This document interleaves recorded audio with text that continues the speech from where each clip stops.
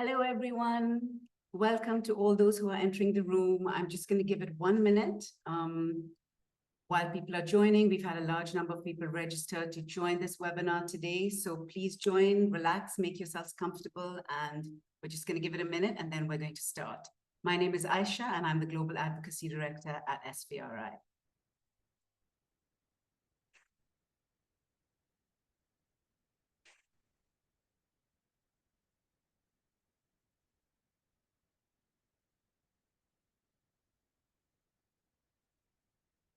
I can see people have already started introducing themselves in the chat.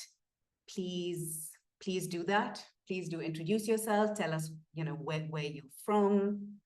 We're so happy to have you all in the room with us today.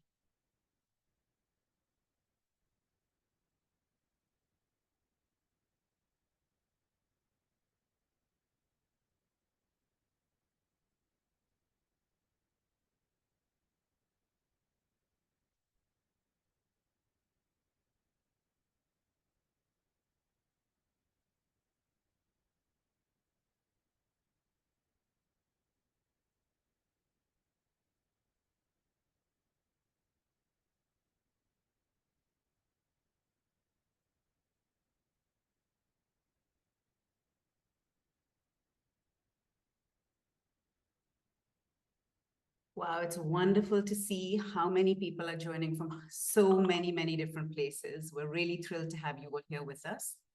I'm going to start now just with a couple of quick notes about housekeeping. I know lots of people are joining and are still going to be joining for the next couple of minutes, but we do have a packed agenda and I want to just get going. So just to start with a few housekeeping notes.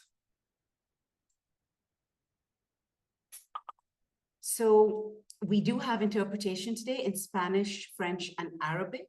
Please, if you need it, do click on the globe icon at the bottom of your screen and then choose your preferred language. The webinar will be recorded, so please do note this. Hopefully that's okay with everyone. All attendees to the webinar will get the recording of it in the next couple of days, as well as an entire list of resources that is going to be referred to during this webinar that will also be sent to you. Due to numbers and time that we have, we're not going to be able to have an in-person question and answer session, but please do pop questions in the Q&A box as you think of them. And of course, during the panel discussion, please do use the Q&A box for questions and introduce yourself and have other types of discussion in the chat box, because this makes it a lot easier for us to address the questions during the question and answer session at the end. I'm also just very quickly going to go over the agenda now. Next slide, please. So we're going to start with opening remarks and welcome remarks by Liz Dartnall, who is the Executive Director of SVRI. After that, we're going to do a presentation on the findings of the research priority setting process and the shared research agenda. After this, we're going to have a brilliant panel discussion. We're really thrilled to have a great panel of speakers with us today, and we have a good amount of time for that panel discussions, and that'll be followed by questions and answers and then closing remarks. So you can see we have a packed agenda, and I think without further ado, even though I do see people are still flooding into the room, I am going to hand over to Liz Dartnall from the SVRI to give opening remarks. Thanks so much. Over to you, Liz. Thank you so much, Aisha, and greetings, everyone. I cannot tell you how thrilled we are by the numbers who are in the room today and the response that we've had to this webinar launch. So welcome all of you to the launch of the Tech Facilitated Gender-Based Violence Research Agenda. It's so wonderful to see so many of you here. It's really a clear testament to the passion, the interest, and commitment that exists in this critical and ever-evolving field. While TFGBV, or Tech Facilitated GBV, has been a key focus for feminist tech experts and researchers for many years, significant knowledge gaps still hamper our ability to design effective prevention and response programs. These gaps make it hard to end this malicious and harmful form of violence. TFGB is not just a technical issue, it's a form of violence that targets all of us who use technology, especially women in politics or in high-profile positions, and children Many of us at this launch have either personally experienced or witnessed its effects, where the online space is used as a tool for real life harm, often causing emotional and psychological damage. We have to urgently close these gaps to ensure a safe and equitable digital world for all. In response to this challenge, the Global Partnership to End Online Abuse and Harassment, UN Women, the Sexual Violence Research Initiative, the Association for Progressive Communications, with support from the University of Stellenbosch, have come together to develop this shared research agenda. And over the past 18 months, it hasn't been a quick process. Through the co-creation and drawing deeply on the collective wisdom, we followed a very inclusive, thoughtful, and methodologically sound process to identify research priorities for this topic for the next 5 to 10 years. This agenda is designed to guide fair, effective, and relevant research. While not a singular solution, can and will play, I believe, a vital role in moving us closer to ending tech-facilitated GBV. Now, I'm sure many of you wonder what exactly are research priorities and why do they matter so much, and why are we caring so much about how we have developed these priorities? For us, priorities are essentially those unanswered questions or gaps in the evidence that a community of experts being in a very broad sense of the term, agreeing the most important to focus on in order to advance our field. And addressing these priorities has the power to change lives, to create evidence-based programs and policies that we believe will genuinely improve the lives of women and girls. But there is a deeper issue we need to address, and we've been doing that through this process, because for too long, agendas like these continue to be set by people far removed from the communities that our research is supposed to serve. Often it's donors and academics, who are all wonderful and very important in the process in high-income countries, who set these priorities, lead the research, and make the decisions about those of us living in low- and middle-income countries. That's why it's so important that research priorities are not shaped by the loudest, the most senior in the room, but by people with diverse experiences and deep context-specific knowledge. Those who truly understand the gaps that do need to be filled to bring about meaningful change. And we believe if this process has been done well in a truly participatory and inclusive way, which I believe it has, it doesn't just identify the most important gaps in the field. It becomes a powerful advocacy tool that will help ensure that funders invest their very precious resources where they're needed most, and we believe most likely will make a real difference.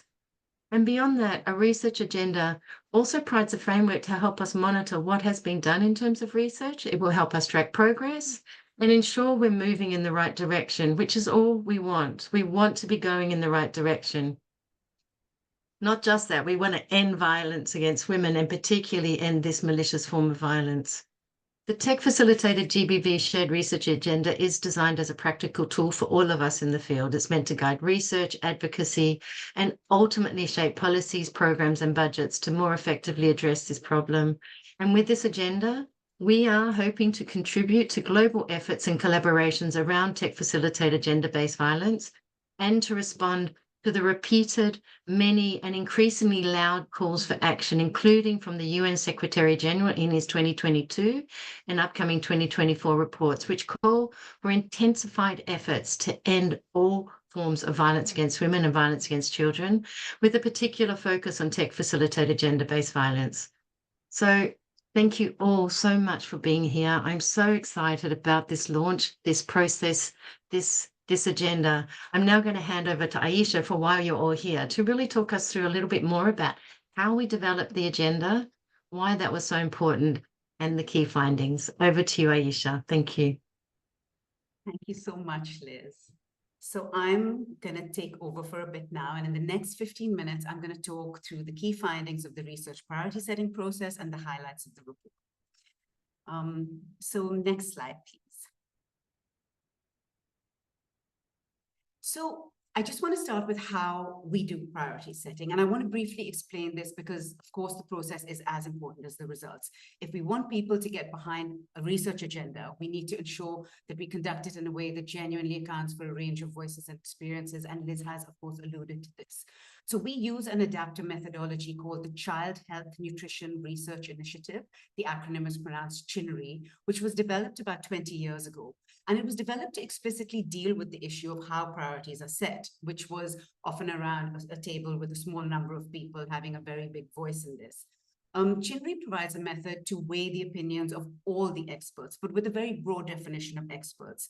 And so the experts are diverse stakeholders from different fields. It includes people with lived experience, includes survivors, includes people from different backgrounds and from different orientations, with the idea being that every person's rating or ranking is on an equal level. And therefore, it prevents a few individuals from dominating a process of priority setting. CHINRI is also transparent, and we're provided with a simple quantitative outcome at the end of it. Now, as an organization and as a partnership that is committed to learning and innovation, we've worked with this method on other research priority setting processes, and we've adapted it from our field and learned a lot from previous iterations of it. And one of the key differences that I want to mention and adaptations is that what we've done here is we've put in place a transparent, comprehensive, and diverse advisory structure. So in each of our processes, we have different groups. So next slide, please. So we have the stewardship group. In this case, there were 7 of us from different partners in the process. The stewardship group's role is really to be drivers, making sure that the process happens, that it's facilitated properly, and that it's open and that it's transparent. Then we have the advisory group, and we had a brilliant advisory group of 29 different people in the field who globally played a very important role of ensuring, one, that we're getting the research questions that are really needed, that we are provided technical expertise, and also to ensure that we're reaching people that are working on the ground, to ensure that we are linking up people that haven't historically been included before. And then we have another group, which is the global expert group. Now, this is hundreds of different stakeholders from many related fields, from networks and linkages that the other 2 groups have, and beyond that. And what the global expert group do is they help us to rank and score questions, to disseminate the surveys, and of course, they are an essential part of the survey process. And all 3 of these groups are actually key to ensuring that the wide outreach and inclusion that is the very bedrock of priority setting really takes place. Next slide, please. So just to give you a very quick review of the stages of this process, we started last year with a scoping review. Through this, we identified the 5 different domains or categories under which questions were going to be gathered and then ranked. These were prevalence, nature, and impact related to TFGBV, prevention of TFGBV, responses to TFGBV, the different populations, and then measures and methodologies. How we did it was the stewardship group then developed an online question gathering survey in English, French, and Spanish. This allowed up to 3 research questions to be entered per domain or category. The survey also allowed respondents to enter 2 additional questions that they felt did not necessarily neatly fit under any of the domains. This was disseminated to the 29 people in the advisory group and then other selected key stakeholders. We received 81 responses to this part of the process, with 481 questions gathered. As you can imagine, that required a long stage of consolidation, cleaning, and synthesis, where duplicates needed to be removed and where questions needed to be clarified. Eventually, what we had was 15 consolidated research questions under each domain. We used this to create a widely circulated global ranking survey. And this was widely disseminated in 8 different languages. And we invited the people that eventually did it to rank the questions in order of priority using a set of provided criteria. The criteria had also been voted upon priorly from a long list, and this was voted on by the stewardship group and the advisory group. The survey also offered space for participants to offer comments, to suggest additional research questions. And then the final stage was the data analysis stage. And we had obviously the work of the stewardship group, as well as a brilliant quantitative data expert who really helped us to analyze the extensive results. And now we're at the stage of dissemination and perhaps the most important stage, widespread dissemination and usage of this research agenda. Next slide, please. So the survey went out in 8 languages. These were English, French, Spanish, Bahasa, Hindi, Mandarin, Arabic, and Russian. A total of 350 people ranked questions in at least one of the 5 domains and are therefore counted as survey participants. Of these, 63 people also offered us substantive written comments regarding at least one of the domains. All of the results presented in the report draw on all of the information available from the 350 people who contributed the ranking data. Next slide, please. So overall, in terms of representation from different types of countries, we had 230 participants who told us they were based in 64 different countries defined as low or middle income countries by the World Bank, and another 109 participants who said they were based in 20 countries defined as high income countries. And then 11 participants did not, in fact, answer the question of where they were based. Next slide, please. In terms of geographic expertise, the ranking survey participants had wide-ranging global work experience. They represented all major regions. It ranged from just over a third of participants who work in the African region to about 10% each in the Middle East and North Africa and North America. Next slide, please. So we know that neither the risk, impact, or the consequences of TFGBV are equitably distributed. And we wanted to ensure that we're getting inputs from those who have been underrepresented in the research on this topic and those with a range of different experiences. We had also seen from the scoping review that there were major gaps in evidence pertaining to specific groups. Eventually, participants reported a range of personal experiences of marginalized identity, with several reporting multiple and overlapping marginalized identities. So the reason we mentioned this is because we were sure that then, in terms of representation, in terms of the input into the questions, we did have the representation that we really did require in the final list of questions. Next slide, please. In terms of professional expertise, the majority of participants said that they worked in GBV prevention or response, not surprisingly. However, we had many other fields, violence against children, academia, tech, the tech field, who we found many partners within, and we were very appreciative. And obviously, this was a very critical a critical field to get inputs from: legal and jurisprudence, cybercrime and security, and law enforcement. And of course, the preset categories are not comprehensive. So a number of respondents volunteered information about expertise in various other areas. These included government, statistics, NGO and civil society, and media and journalism. Next slide, please. All right, so now the sort of meat of everything, I suppose, which is which research questions have come out as most important. The top 2 questions in each domain were generally quite consistently ranked across geographic, demographic, and professional expertise of respondents. What I'm going to try and do over the next few minutes is I'll highlight the top 5 questions under each category, and then I'll attempt to provide examples of the variations that we saw, and these variations were dependent on professional expertise or specific population group or geographical region. And just also to explain, when I mentioned that a question was upvoted, all I mean is that a specific group ranked this higher than the overall rating, and that we found this notable. Next slide, please.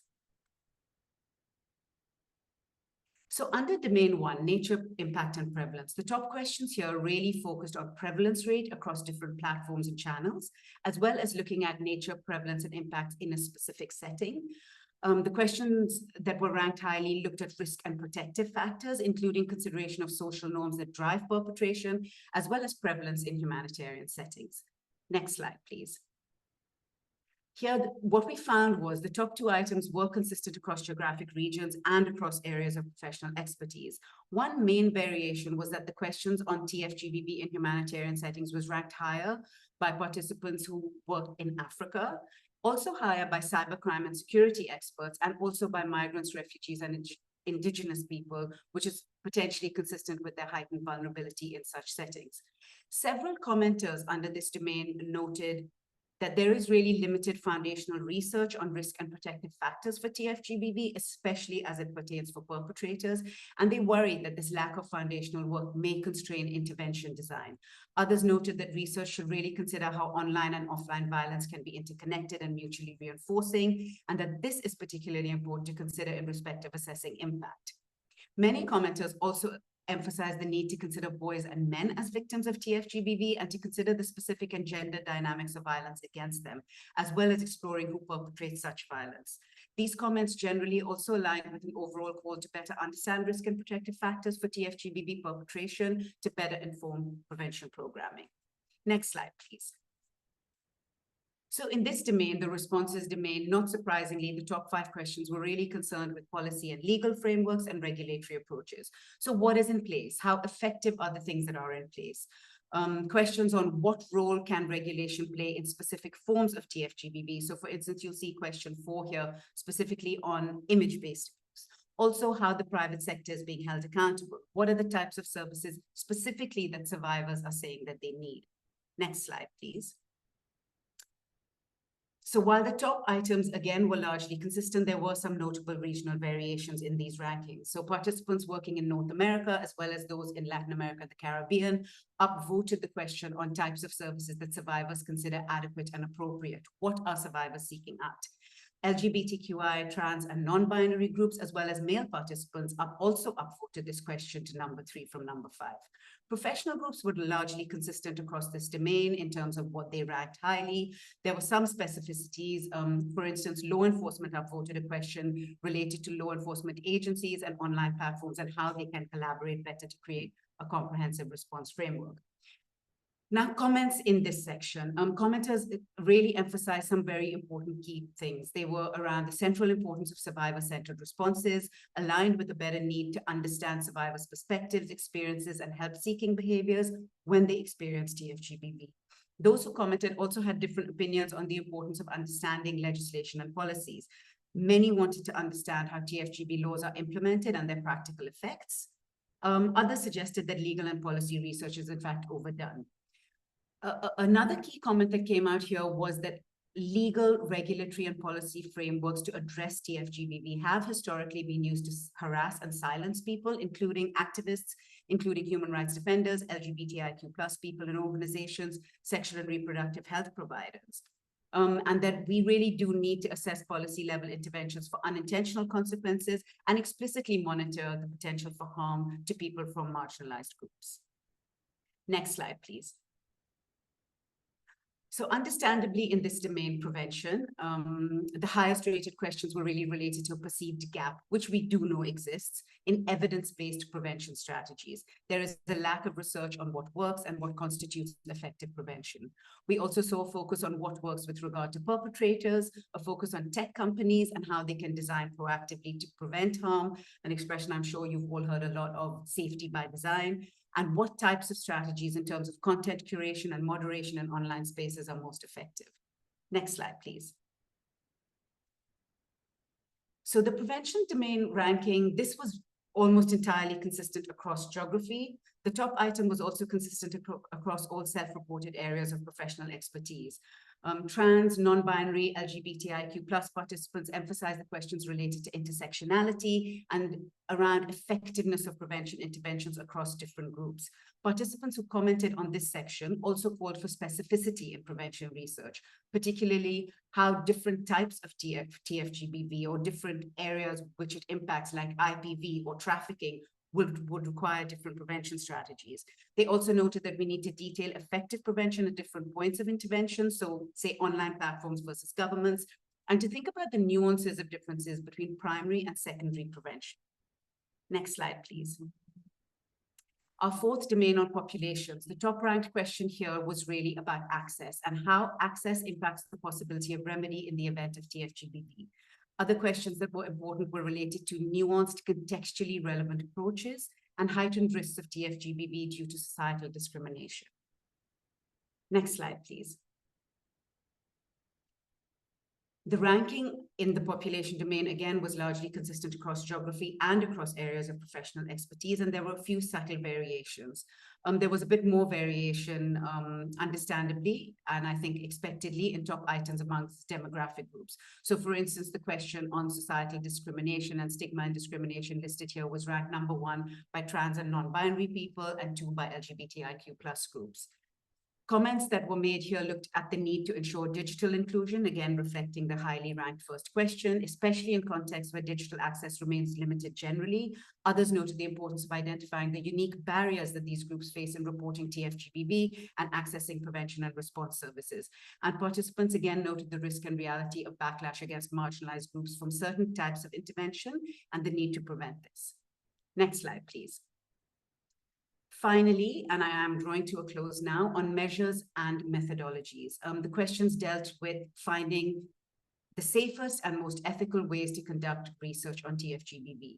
Interestingly, a question also arose on how do we measure implementation of laws and policies, so related to the response domain.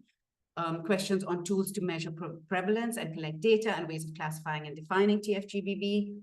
And amongst the top 10, an interesting question arose on how to measure this with an eye on immediate versus longer term impact. Next slide, please. Again, we found large levels of consistency across geographic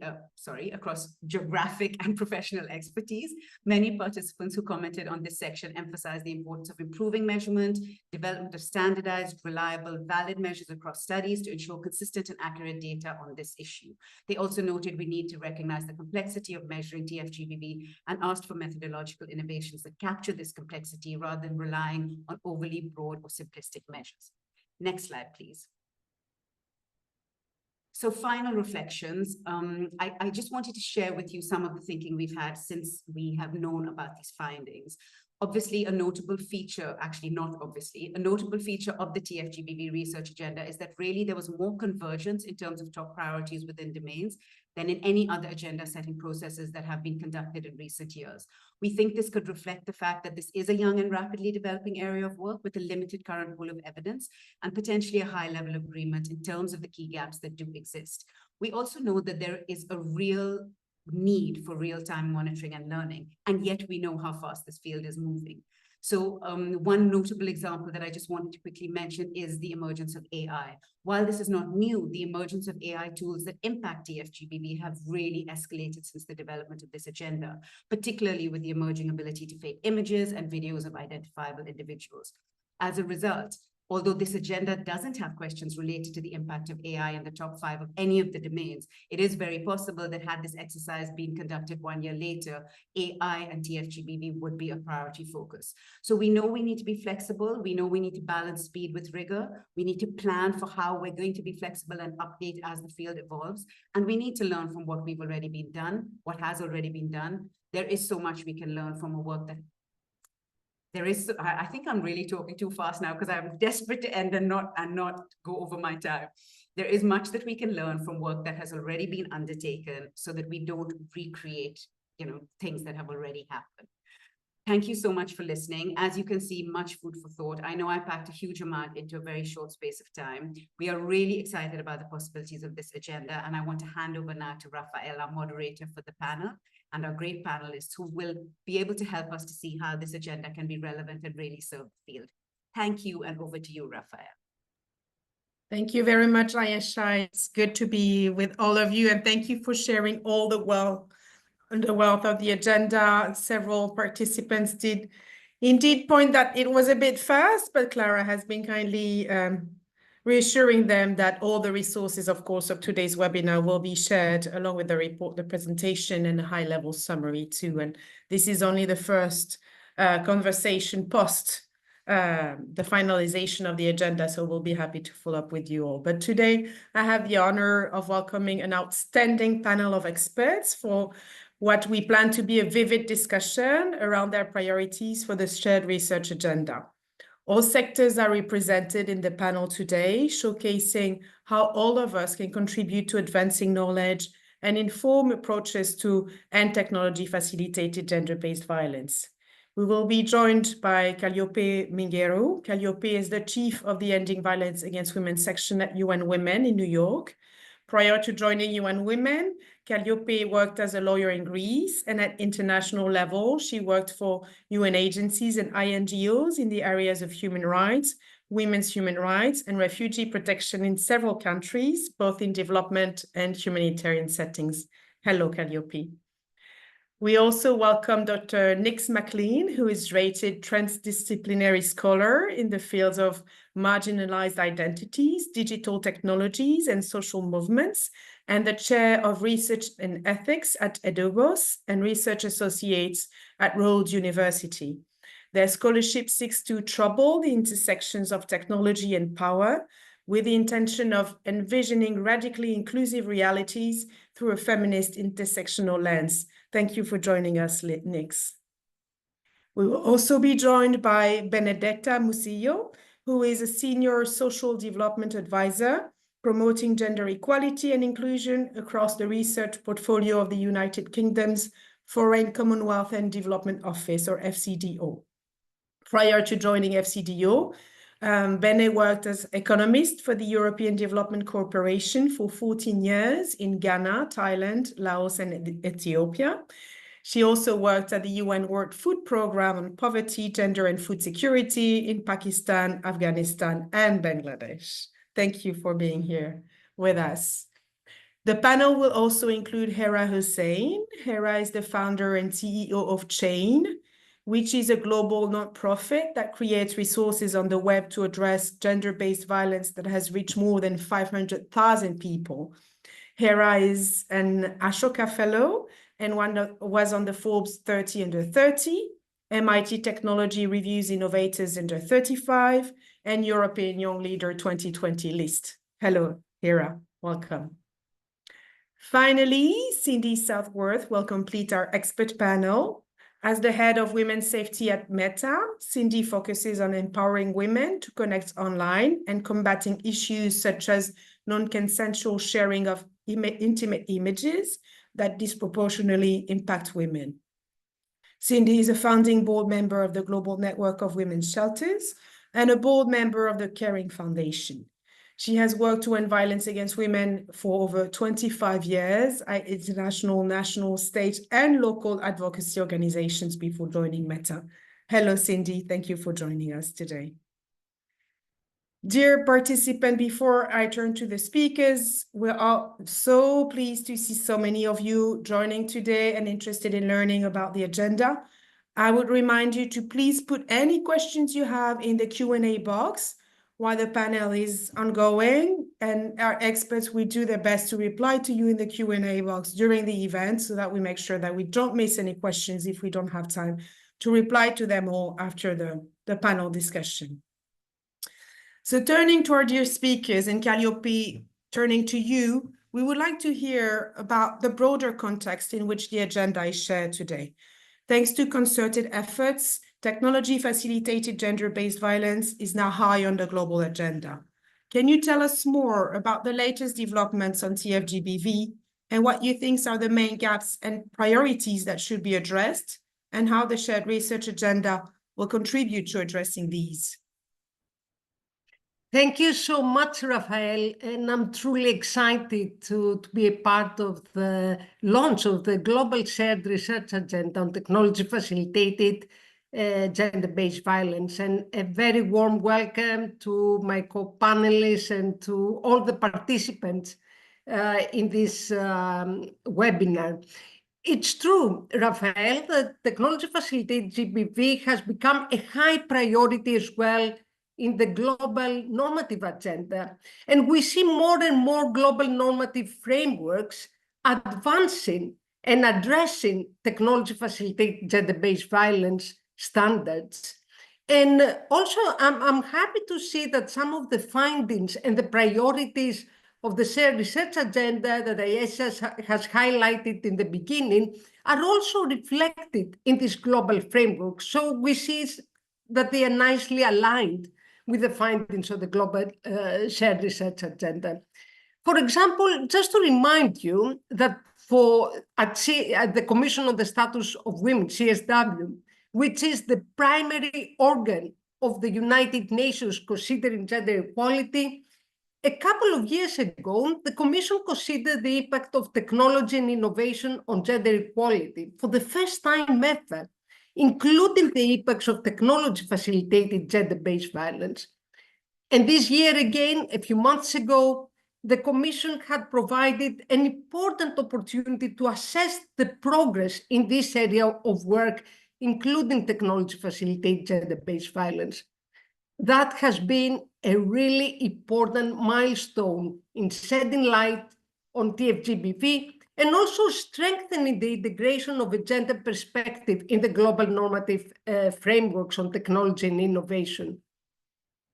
We also had some other very exciting developments in these global normative spaces when a few years ago an in order to address and fill a significant knowledge gap in this area of work, the Statistical Commission, the United Nations Statistical Commission, acknowledged the lack of data on TFGBV and officially mandated us, UN Women, together with our sister UN agencies, WHO and UNFPA, to develop a first ever statistical framework to standardize internationally comparable measures on TFGBV. And this week, we're starting with the United Nations General Assembly 79th session, and we're having the Summit of the Future as well, where we will address safety as well of women in digital spaces. And also we're having later in October and November, the General Assembly will also start negotiations on the resolution on ending violence against women and girls. And this year, the special focus of this resolution will be on technology-facilitated GBV. And we will share with all of you very soon the report of the Secretary General that made specific recommendations for this area of work in order to inform the deliberations of the General Assembly delegates. You asked me as well some of the key challenges ahead of us. We have quite a few challenges to address, and we need to work all together in order to have a coordinated approach and multi-sectoral action and approaches to address TFGBV. And we really have to develop a global governance mechanism and a strong framework for cooperation with the technology sector. And I'm very happy to see here Cindy from Meta. I would like also to emphasize that now we are addressing the Global Digital Compact, and it would be really important to see its implementation to be done with a really strong gender perspective that reflects women's voices and ensuring that women participate in and benefit fully from the digital era. And this morning, as we're speaking, UN Women is co-organizing consultations with civil society organizations in order to ensure that we see a very strong implementation of the Global Digital Compact. I will stop here, and I'm really happy to answer any questions in the chat box. Thank you. Thank you very much, Calliope. These are very exciting opportunities to know of, and we'll get back to those later also in the discussion to plan ahead. But I would like now to turn to you, Nix. Some of your notable research includes an exploration of transgender, non-binary, and gender-diverse people's experiences of online gender-based violence. By setting research priorities, the agenda aims at informing the upcoming production of knowledge and research. From your experience, how can the agenda be leveraged to foster research and evidence-based responses to technology-facilitated gender-based violence? I will do my best because that's quite a big task ahead. Thank you for the question. Well, firstly, I think a comment on naming. I want to acknowledge the important shift from focusing solely on technology-facilitated violence against women to a broader framework of technology-facilitated gender-based violence. So while it may seem like a small change, it's quite a critical step towards greater inclusivity and intersectionality, especially for transgender, non-binary, and gender-diverse people in this area of research. For instance, I've extensively researched gender identities beyond the binary, and in that work, I've realized how essential it is to see that our research around gender-based violence reflects the experiences of gender-diverse persons. So this really, the whole point of that is really to ensure that no one is excluded and left out of that conversation. So my recent work with APC's Feminist Internet Research Network, which was titled The Left Out Project, aimed to address exactly that. We sought to find the voices that were not being included and bring their voices to light, but the experiences as well as the strategies they employ to keep themselves safe, which I think is quite critical when we come to survivor informed responses as well. And then secondly, while this field is still developing and rapidly so, it can sometimes feel quite overwhelming to understand where to begin when you're thinking, where do I wish to start when speaking and researching technology-facilitated GBV? And so I think the identification of the 5 domains offers a really clear framework to guide the work that is needed. It helps prioritize efforts and focus areas when tackling what is quite a complex landscape. You may feel inclined to look at how platforms enable this. There are different spaces, and I think those domains really help focus researchers as well as those civil society and advocates. So, for instance, when I first began researching the space, I would have loved an agenda like this, because that would have helped me really think quite clearly about the work and where I wish to begin. And then lastly, I think these domains are not just for research purposes. I think they can be applied to case studies, highlighting specific areas that need attention. They offer a foundation for building research and advocacy networks as well. So by focusing on individual domains or exploring how they intersect. So researchers, organizations, for instance, can collaborate quite effectively on projects, I think, with these domains in mind. One organization may be interested in domain 1, another in domain 3, and there may be overlap and intersection there. And I think that this shared research agenda really has the potential to foster meaningful and impactful research, where knowledge generated is not only for the sake of building knowledge, and it's really about sharing it to inform responses, policy, and advocacy. So, thank you. Thank you so much, Nix, for sharing your enthusiasm and the way that you see how the agenda can be useful. And we do agree with you that it is not meant to be for researchers only, right? Or even if it's a research agenda. And hence we'll have Bene maybe coming in as a policymaker to share her views on how the agenda can be further used to inform efficient responses. So we know that the United Kingdom, along with other member states, has set technology-facilitated gender-based violence as a priority for both its internal and international policies. For example, together with 5 other partner countries, the UK launched in 2022 the Global Partnership for Action on Gender-Based Online Harassment and Abuse, which is now extended to 15 countries. So can you tell us, Bene, as a policymaker and in your collaboration with other states, what do you think is needed to address TFGBV, and how will you ensure that the agenda informs this response? Thank you, Rafael. Yes, before I started, I would like to thank you for inviting me here, and really delighted to be surrounded by so many good experts and fantastic women, and have all this amazing audience with us today from all over the world. As a mother of a teenager, I have witnessed the pain and challenges that young people face online.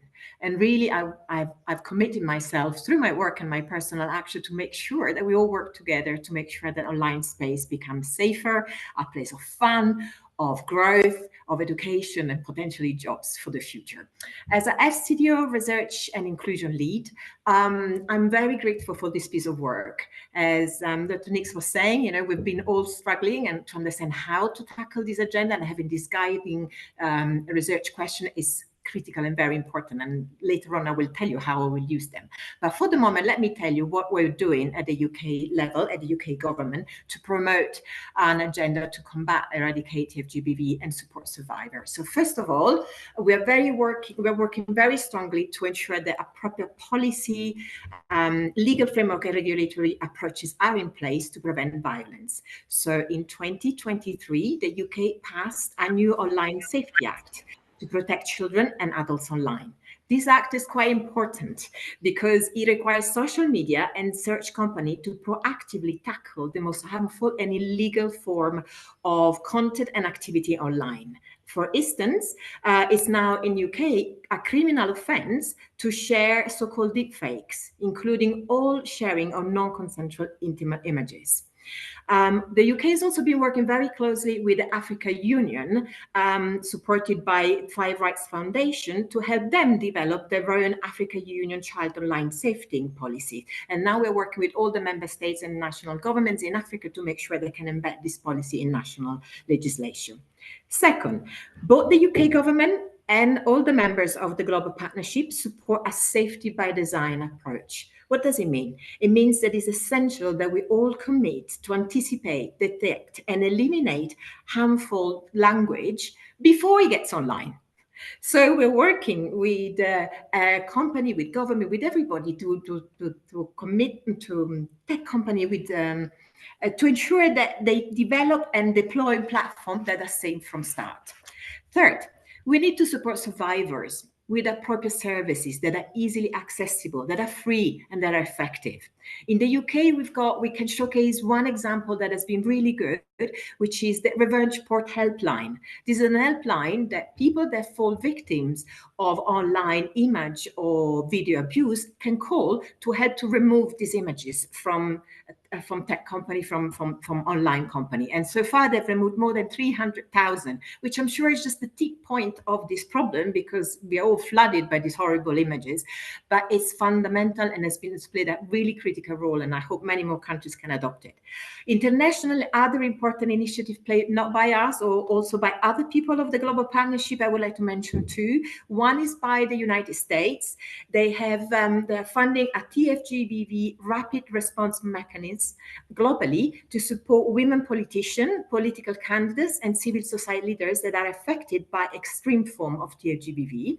And the Australian eSafe Commission has published a very useful and practical social media self-defense training for women involved in politics. I stop here for the moment. Thank you so much. And I pass on to Hera, I think. Thank you, Bene. Thank you for sharing the comprehensive approach and for sharing example of very concrete measures that the UK and partners have taken already to address TFGBV. And speaking of solutions, I would like to turn to Hera to share, as an activist and practitioner, you have been using and promoting open source technology, trauma-informed design, and hope-filled framing to solve the world-pressing issues of which gender-based violence and its online and technological facilitated forms are one of the main concerns. The research agenda addresses gaps in the understanding of what is TFGBV, but also in the knowledge and assessment of what are and what can be effective actions to prevent and respond to TFGBV. How might you plan to use these research questions and the result of future research to inform your work?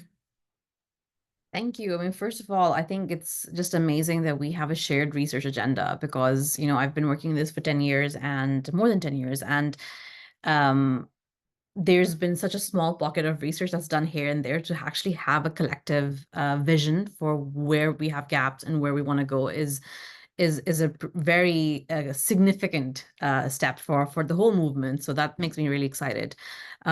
Like you mentioned, you know, Chen works globally, and from the research agenda, where we see real sort of value is that not only that there's going to be relevant research and coordinated sort of research that will inform the whole sector, but for us specifically, you know, we really care about, for example, how research is done and where it is done and who it's done with. So you'll see that in domain 5, you know, there's questions around like how ethical and safe research is done. We do quite a bit of research ourselves, and it tends to be qualitative. So we've developed our own trauma-informed design principles around research, and I'll share them in the chat as well. So it would be interesting to see what other methodologies other people are using in actually creating a learning and sharing space around, you know, how can we be most trauma-informed in the way we conduct this research. And then Jen doesn't actually work with perpetrators. So I am really excited about research that's addressing perpetrators, because we absolutely need to be working on prevention. So as an organization that doesn't work on prevention, it's exciting for me to see research coming out on prevention, to actually learn from it and see how that changes our work as well.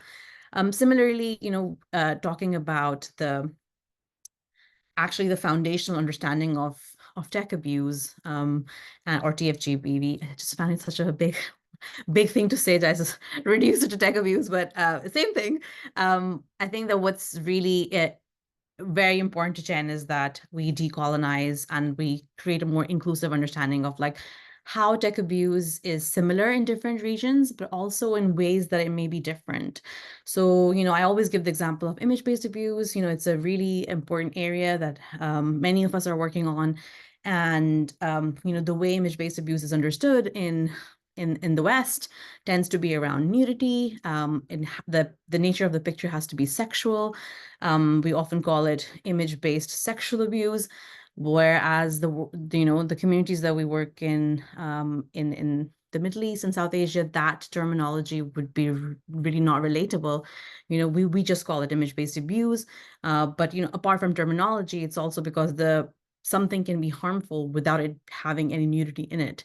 It's actually about the context. So like for me, Jen is really committed to understanding that and documenting the way it is different for different types of survivors, based on their gender identity, based on the country they're from, the sort of the culture they're in, not just the dominant culture, but their own community culture, and how that affects not just them, but also their family, so that we have a more holistic understanding of how tech abuse affects the whole community and the way that harm manifests itself, and then what we can do about it. So I'm really excited about this research agenda, and I think that it would be really useful in informing. And the last thing I'll say about this is that there's tons of research happening on tech abuse. It's happening in academia, it's happening with nonprofits like mine, it's also happening by the tech sector. So what is a real opportunity is to bring all of our research together and understand the different, lens that we all come from and learn from each other. So I find it really useful to look at how tech companies see this problem, because they see a different side of it on their platforms. And since we support survivors, we see a different side of it. So there's a real opportunity to cross-pollinate and sort of create radical, understanding, but also like change around how we can stop this, mitigate this now in the future for younger generations. So yeah, I'm just very excited that this we are working on all of this collectively. And there's so many people in this webinar who are also interested in doing that. Thank you so much, Hira, for sharing your insights and for just making a perfect introduction to our next panelist, Cindy. So Cindy, as a member of the advisory group of the Shared Research Agenda, you have been contributing with inputs at all stages of this work, and we thank you for your engagement. Unsurprisingly, maybe some of the research priorities of the agenda directly talk to the private sector, with strong interest for the prevention role that tech companies can play to end technology-facilitated gender-based violence. How did these findings resonate with your experience? And how would you say the research agenda can be used to advance the field of TFGBV prevention? Well, the findings really resonate with my experience with prevention, first in the NGO sector, where I spent 30 years before joining Meta. And one of the things that I did on the advisory committee was constantly lift up the work of the NGOs and those frontline experts. Many of them, some of them have been working with survivors for over 24 years on tech-facilitated gender-based violence, and encouraging all of us on the advisory committee to look at research that's been happening by those frontline civil society folks for 24, as Hira said, over 10 years. Policy in Africa, Glitch in the UK, Australia, Pakistan, everybody knows Nagat, and look at that work, and then look at how do we bring together our work for a shared vision around prevention. And I'll share just some of those links in the chat in a little bit. And I'm really happy that this topic has become a highlight and a focus for the UN, for academics, for others. It's really heartening for somebody who's been doing this work and looking at technology for so many years. But it's important that we always listen to the survivors and those advocates that are supporting them, and not think because it's a new focus for those of us sort of in this space that it's new. It's newly focused and it's newly coming to the forefront, which is very exciting. That said, in terms of the prevention work that the private sector can do, it's one of the reasons that drew me to Meta for over 4 years ago now. And one of the things that is really exciting for me is we've been working with comment warning screens. So if somebody is typing something that could be harmful or hurtful, we'll pop up a screen and say that what you're typing may be harmful to others. And what we found in 1 week when we tested this, people 50% of the time when we put that message in front of someone, people either changed and edited their comment or they deleted it. That to me is changing a social norm. We're actually doing primary prevention there and stopping a behavior before it starts. And those types of things, the private sector is testing all the time. How can we shift norms and shift behavior? And then the other types of prevention work is things like the cross-industry solution of stopncii.org, where we're giving control back to someone who has intimate images that they're terrified, they can't sleep at night, they're worried those images may show up on any number of platforms. And there's now over 11 of them that are participating in stopncii.org. And you can go to a website and never give those images away. You create a unique hash on your own device. It's a unique, it's just numbers and letters. It's not actually your image doesn't leave your device. And then that hash can prevent those images from showing up on the participating platforms. And so that kind of prevention, how do we measure that? How do we measure success? And for me, success is, do you sleep better at night? And so is prevention that we prevented your partner from or ex-partner from harming you? Yes, but we also, prevention maybe you feel a bit more in control of your situation. So there's so many different ways the private sector can come together. And thanks so much for including me on this panel. Thank you, Cindy. It's very good to hear about very concrete measures also that are being developed and designed. And we know this is a constant effort also to keep up with the development of digital technologies and the fast evolving technical developments, as well as forms and tools that are being used to increase violence against gender-based violence, including against women and girls. Hera, I would like to come back to you now. You already shared just before your insights on how the agenda can be used, and now diving a bit deeper maybe into the findings of the report. And after you had the chance to read the agenda, were there specific questions under a specific domain, for instance, that particularly resonated with you and your work, and why would that be? Thank you. And just to say that, acknowledge that my son is joining us for this question as well. He's at that age where he wants to be in my lap all the time. So, I mentioned that under domain 5, measures and methodologies, what are the best approaches for conducting ethical and safe research on tech abuse, including humanitarian settings. I think that's a really important one.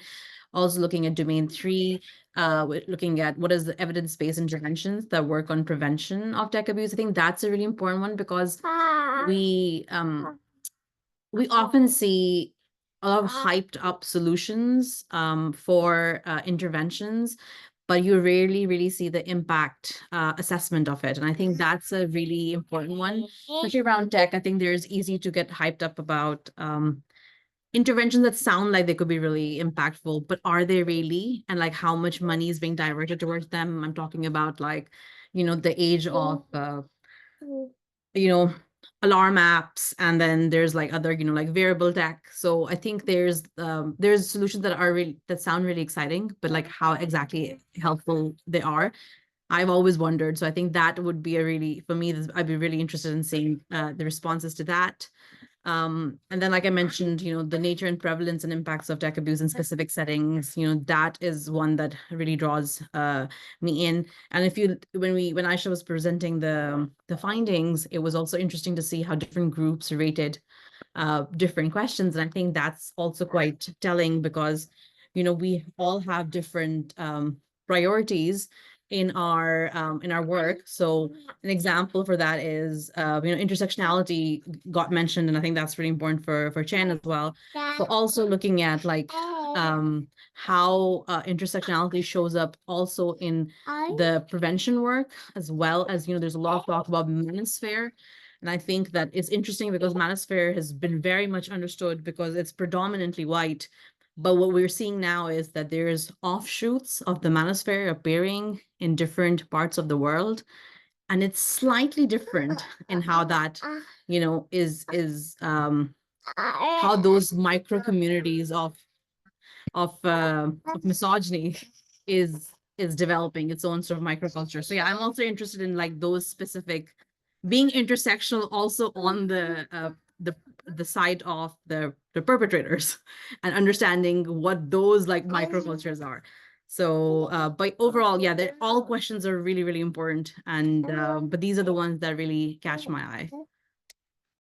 Thank you, Hira, and thank you for making also the connection with the GBV more broader expertise and knowledge that we have, because indeed, although we have a standalone agenda on TFGBV, because we feel, and it has been said in introduction, that it is a priority concern, our approach to TFGBV is within the continuum of offline-online violence, right? And anchoring as well responses in the learnings of what works to prevent and end gender-based violence more broadly. So hopefully we can build on that to have better informed, targeted responses and prevention initiatives to end violence that is technology facilitated.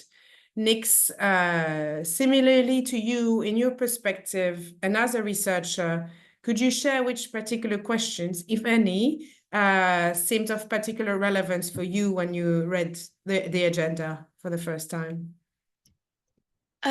Well, for me, I think domain one immediately, and not because it was first, stood out.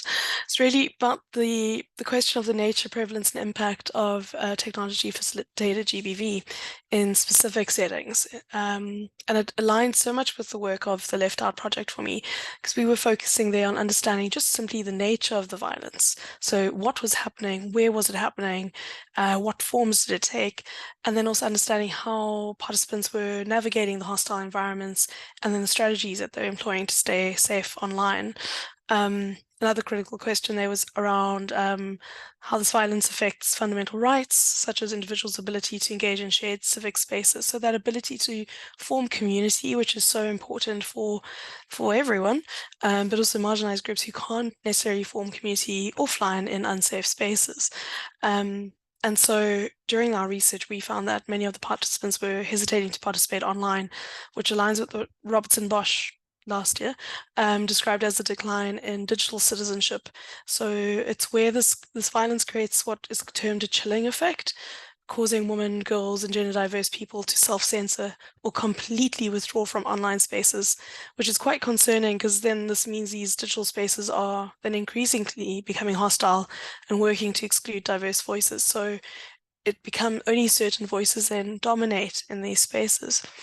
But what was really interesting, and I think this aligns, or this domain gives space for conversations like this, is a really interesting examples that were emerging around collective solidarity. So how people are navigating, but also working to keep each other safe online. So in one instance in our research, we found a group of 600 individuals who had a chat group, and they would coordinate a response to a single incident of violence to ensure that the platform took action, because the platform would notice if 600 reports came in. So this collective effort was designed to alleviate the reporting burden from the survivor and place it within the community. So there's this really interesting thing happening in terms of digital citizenship online. And so I think in terms of how we respond to violence, we can then think about how we think about collective responses in supporting survivors and addressing the violence together.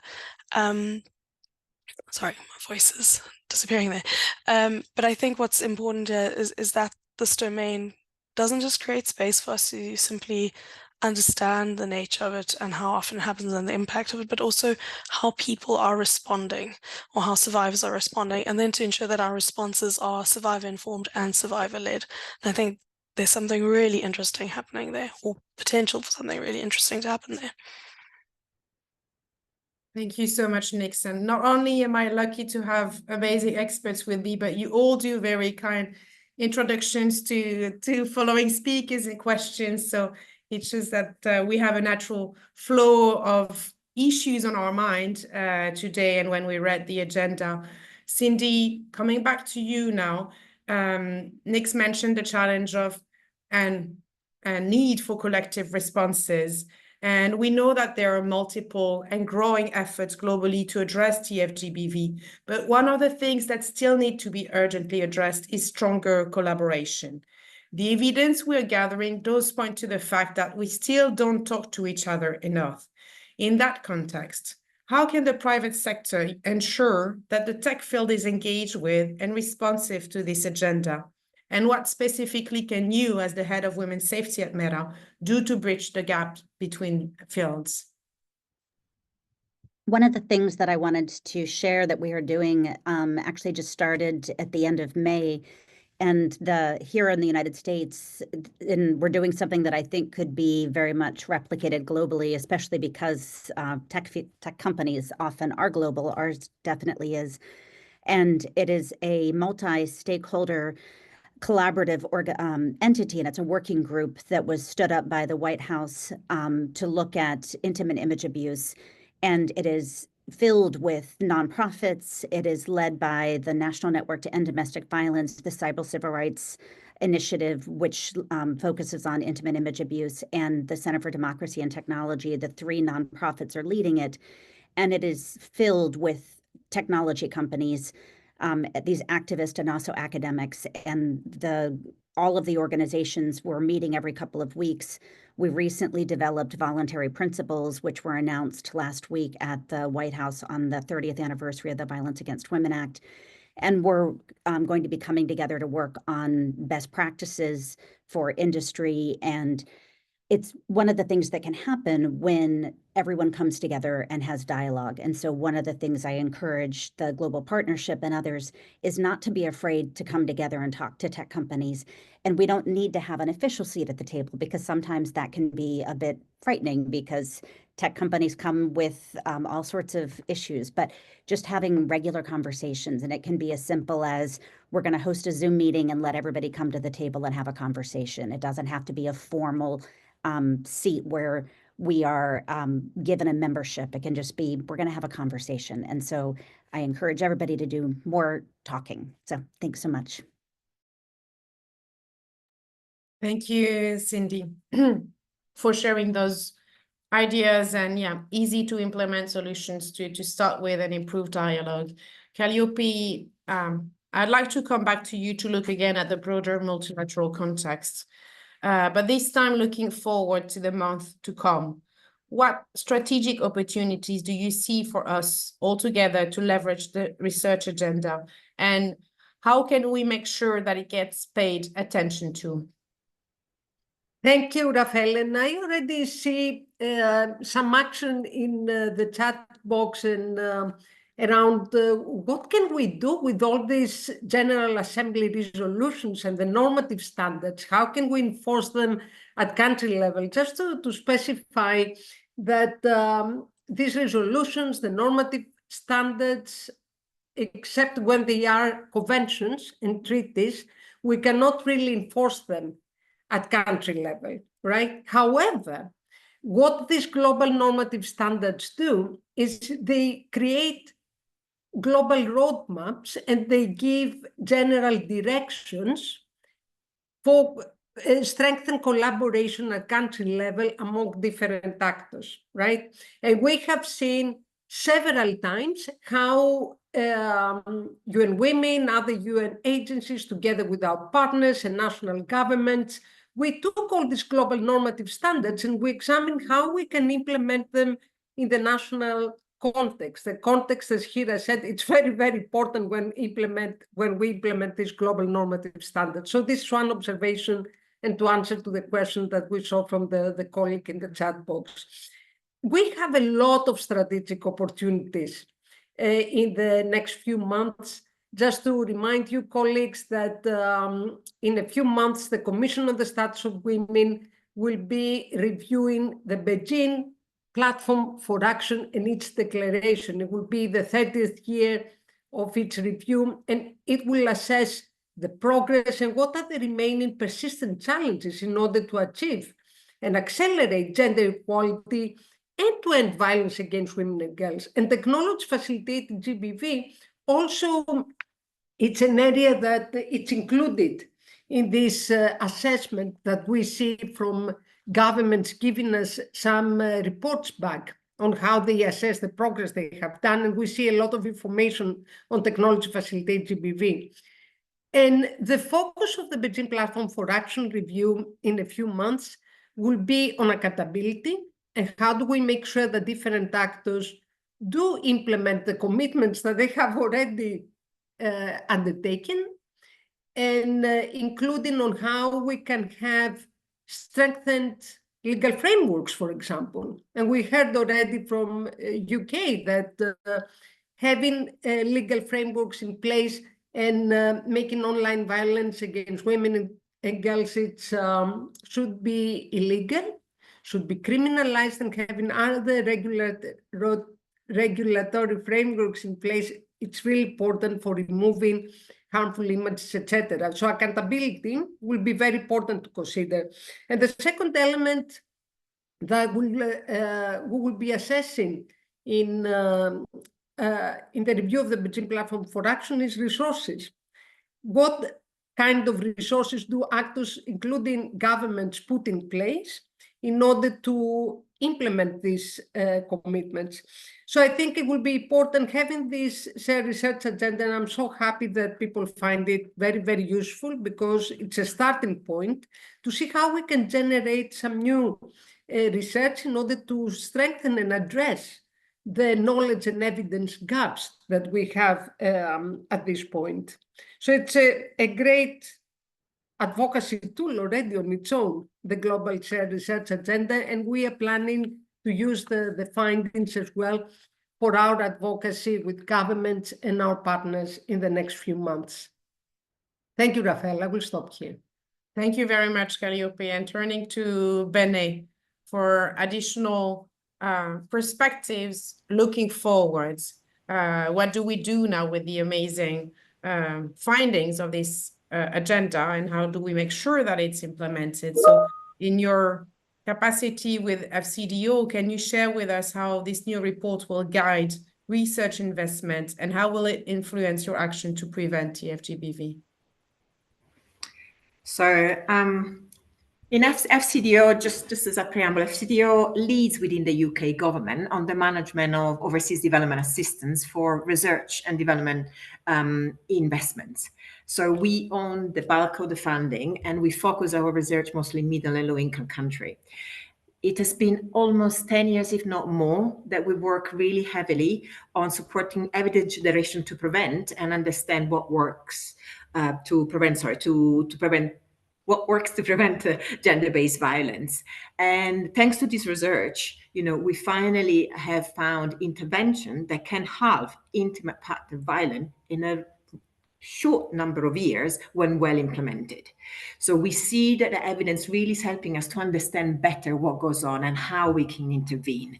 But the field is huge. So in the past few years, we have continued to test approach, to looking at new sectors, how violence plays in new sectors, in different contexts, and paying more and more attention to the intersectionalities, because we know that some women are more affected by violence than others, online and physically. And these are normally women with disability, women of colors, women non-binary, trans, or with gender diverse. So there are different interventions for different contexts that need to be used.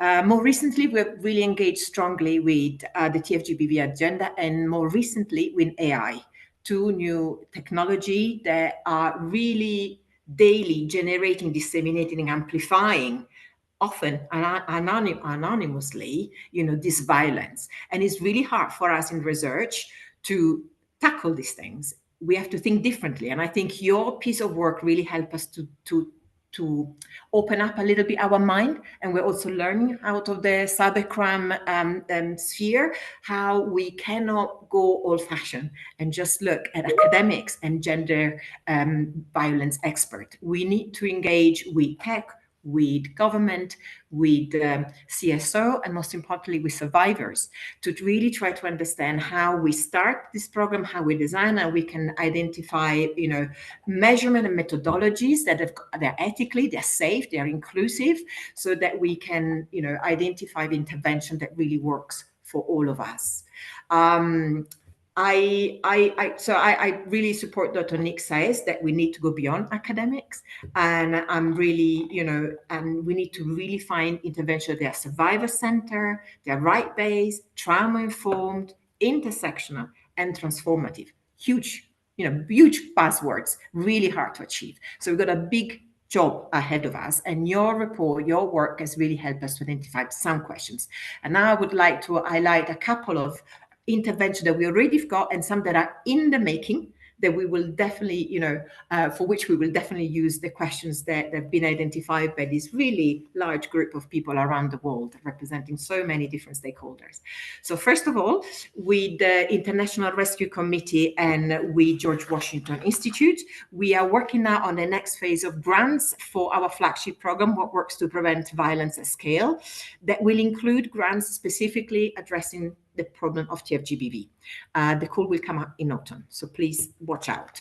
The second one is we're working with the GSMA Foundation, a mobile industry association that empowers underserved groups to access and use mobiles and digital technology safely. So we've given them a bunch of new money to specifically work on TFGBV, and we were just commissioning ideas on what type of research question we could address to reduce and improve the safety for mobile user in the South. So we will definitely use some of your questions.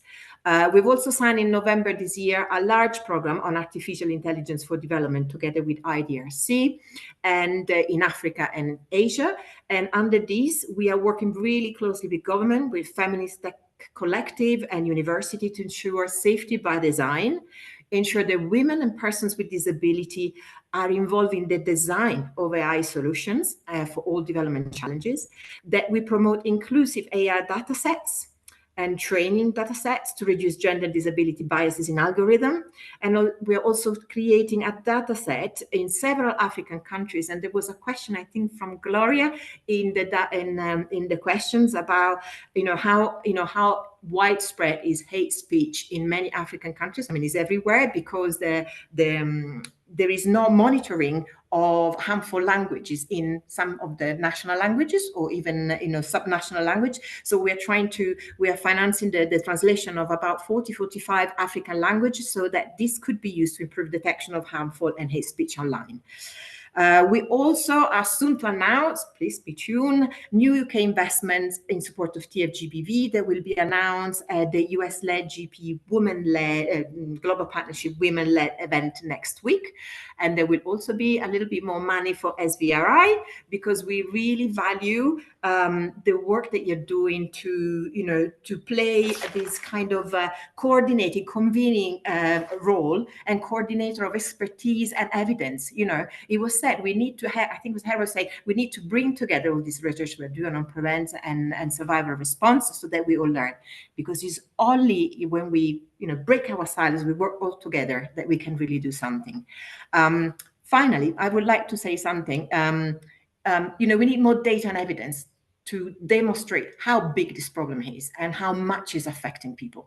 It's only when we've got data, evidence, costing also of all this intervention that we can go and influence governments. We can influence tech company. I really appreciate seeing the offer to go and talk to them. Don't be scared of them. Because we need these big people, these leaders in the world to really take charge of this agenda if we really want things to change. And allow me one final thing, a little pitch for more people to join the global partnership with their expertise, with their money. We need resources to research more, to invest more in this research. We really need, because we need to eradicate TFGBV and all forms of violence. And we can only do it all together. We put a lot of money into it. Thank you. Thank you, Benaya. Thank you for talking to one of the critical aspects of this work is that we need more resources and flexible resources as well, including to women's rights movements and civil society organizations to allow them to fulfill their missions and advance progress towards ending technology-facilitated gender-based violence. And it is good to see that the UK is already mobilized and already attributing resources so that hopefully others will follow.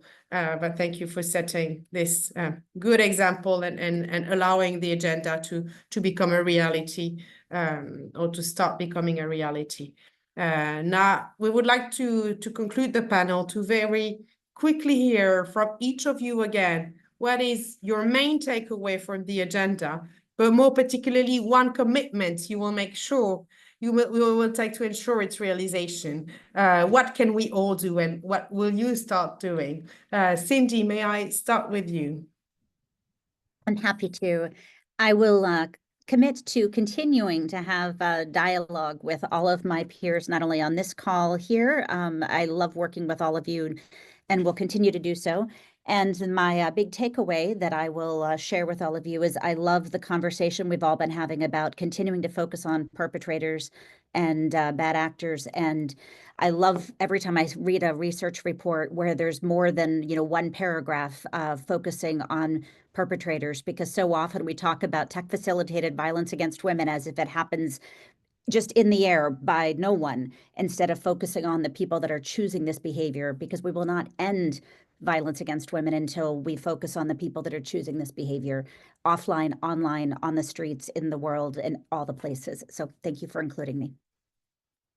Thank you very much, Cindy. Bene, back to you now. You've said many things already of how you're going to take the agenda forward, but your main takeaway, if I may. Okay, my main takeaway, it's a bit of a call for action here. Okay, listen to me from this one, sorry. But tech and violence are two male-dominated sectors. Men need to step up and find solutions as dominant agents in these both sectors. Okay, in the tech sector, we need more men, including young men, from diverse backgrounds in events like this one. We need more men to advocate and open spaces for women and for more diversity in tech, especially in leadership positions. Currently, correct me if I'm wrong, but my stats tells me that women make up to 35% of the tech workforce, and in Europe and USA is even less, it's 20%, so well done to the rest of the world.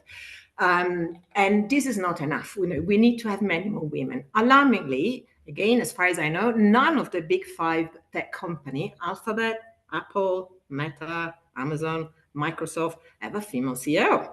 And only 8 to 9% of women hold senior positions within these organizations. So Cindy, chapeau to you, really happy for you to be there, keep the fight and go ahead. On the connection between men and violence, we know this is very complex, okay? And men are both perpetrators but victims of violence, including online violence. We don't often talk about that, but there's a lot of bad things happening for men and very bad role models and influences for young men. So we need to engage more with boys and men to change norms, to promote positive masculinity, eliminate the worst form of misogyny and patriarchy. So when reading the share agenda, the work you did, I was shocked, but 78% of all the participants, again, were women. We need men. This is, something that is a lot caused by them, or they've got more control than us on it. So we need male working on this research to identify solution that works for all and to make us violence become history. My commitment as a gender and inclusion lead and as a mother and as everything, I will share the research agenda across my organization and make sure that your questions end up in our research, but also influence our diplomatic and our policy engagement worldwide. Thank you so much. Thank you, Bene. Turning to you, Nix, now. What will you be doing to help policymakers to have evidence-based responses? Well, so many responses now have thrown me off my thinking, because yes, data and evidence, and yes, looking at what makes it possible for men and boys to behave in this particular way. So looking at structural inequalities as well, and how structures inform, how that informs the tech. My brain is firing in terms of that. But if I think about the research agenda, what I really loved about it is the collaborative and inclusive approach of this agenda and how it's been shaped. And I think that's really something that comes back to my work as a researcher and reminds me that this is really where one should be thinking about participatory approaches, collaborative approaches, survivor-informed approaches. So I think that's where I'm going to commit what I will commit to in terms of my own work as a researcher, but also as somebody who's now managing other researchers and having to field how many ethics applications each day, really asking, is this work meaningful? Is it collaborative? What are the ethics of care here? Are we looking beyond simply trying to address an issue, but are we also looking at what makes these issues possible? So I think that's where I will begin or pick up again. Thank you very much, Nix. Hera, could you share with us your main takeaways? And again, your commitment moving forward? My main takeaway is that, this is a really important collective action. So I'm looking forward to learning from what research comes out. And my commitment would be to continue documenting sort of our work on trauma-informed research, and also about really making sure that we're documenting the different ways tech abuse manifests itself in different communities and the real implications for access to services. And also looking at how can we prevent tech abuse from happening through better platform design, through better community sort of culture setting practices, by educational product design on platforms. So yeah, I look forward to seeing actually everything that everybody said, but these are my own commitments. Thank you very much. Calliope, turning to you for a final words by the panel on such an energizing discussion, I have to say. I'm really inspired, and seeing this important community here in joining us, and I see so many of you wanting to join the community of practice, a community where we will keep working with each other in order to really prevent technology facilitate GBV. I'm very energized. I'm very happy to hear the focus on prevention and the focus on perpetrators. So I'm very happy to announce that we're working on a multi-country study on focusing on perpetration for the reasons that you have all mentioned, in order to strengthen exactly what we know and how we can design prevention strategies that they really work, by being informed by context and perpetrators' profiles to see how we can address TFGBV. This is one. The second commitment and what I'm taking from the discussion is the solidarity that we need to have across the different communities. And for us, for UN Women, working in the broader field of gender-based violence, we're having some important programs like the new program ACT that will support women's rights movements to address violence through their advocacy.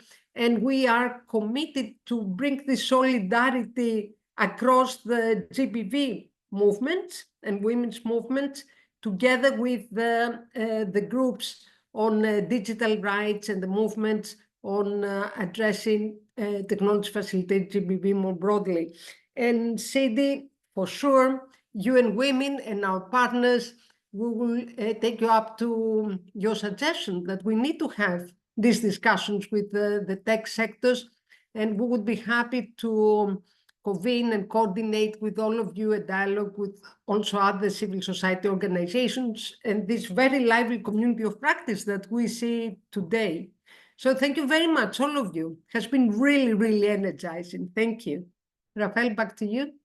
Thank you very much, Calliope, and agree on the energy that we all felt, not only from the experts, but from participants online. Although we're online, we can feel that we're all together in this. And thank you as well. I was very touched to see those who shared commitments from the audience in the chat.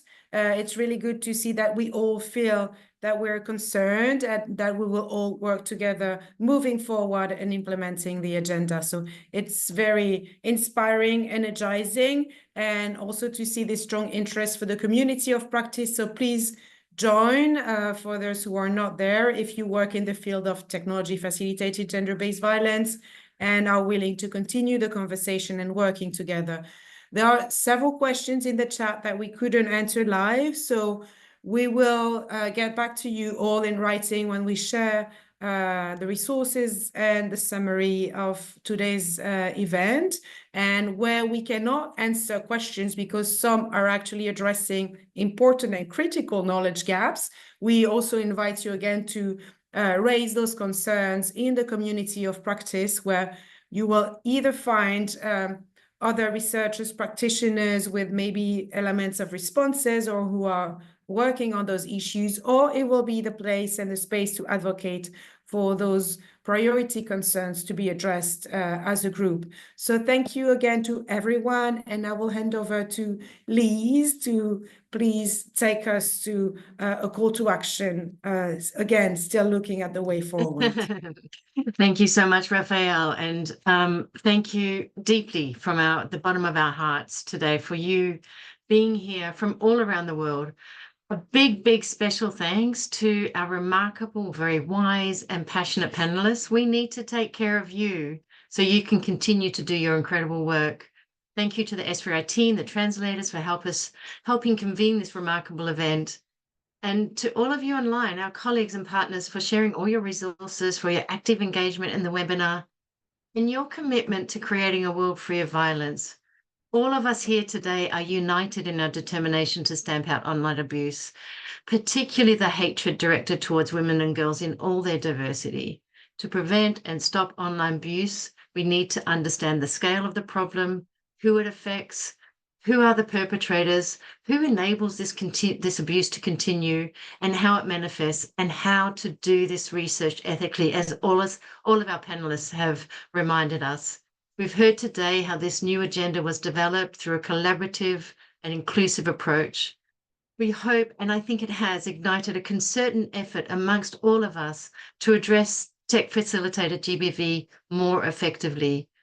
And as we've all been reminded, we need strengthened cooperation to effectively address this harmful and malicious and ever-evolving form of violence. As we reflect on this process and the results, we have to act strategically and promptly to use this agenda well. The situation in the fast-moving world of technology shifts constantly. Even as we are working to address the current gaps in the evidence, the ground is shifting beneath our feet. Given the urgency and the profound impact of tech-facilitated GBV is having on democracy, on women's rights and the rights of children, we have to work together to swiftly address the key research questions, but we have to balance speed with rigor, and we have to plan for future updates as this field evolves. I'm pleased to hear from FCDO and other donors amongst us today that TFGBV is increasingly being prioritized in research funding. Thank you, thank you, thank you. You are important partners in this mission, as are all of you, the many inspiring people in this room around the world, all of whom are committed to stopping tech-facilitated gender-based violence. And together we can. Thank you so much.